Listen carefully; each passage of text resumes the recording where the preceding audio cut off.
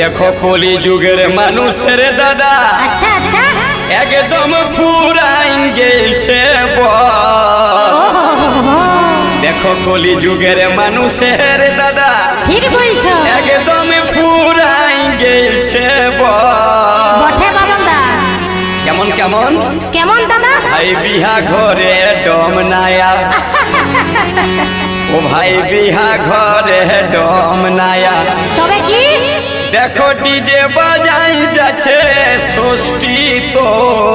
তাই নাকি ডিজে বাজাই যাচ্ছে ষষ্ঠী তোল বিহা ঘরে ডম নায়া